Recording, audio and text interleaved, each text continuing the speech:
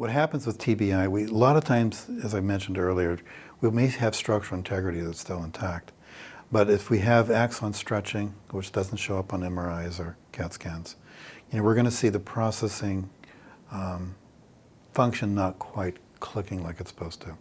And the vision that image I've got that speaks most to me is basically when you're looking at a car. If you remember the old cars, if the timing belt was off.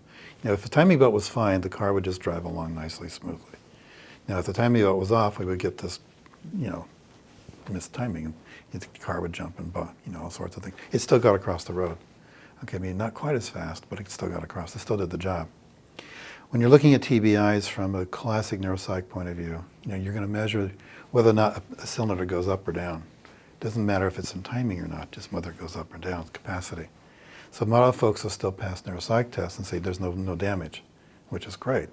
Okay, but on the other hand, when you start making them go across the road under a little bit of stress and pressure, time, okay, what happens all of a sudden you see this shaking across the road.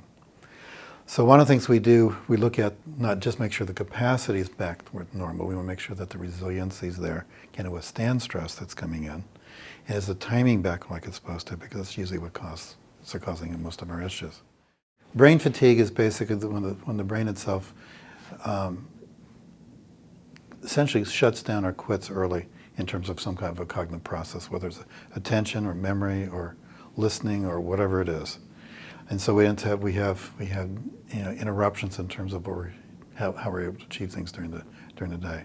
Brain resiliency is basically more of a measure of how well the brain can tolerate stress, and then during the state of stress and how quickly it rebounds back after it's been stressed. They find they cannot reintegrate back into the world at large. For those that have head injuries, identically the same, for a different reason. The brain's still been insulted, essentially, okay?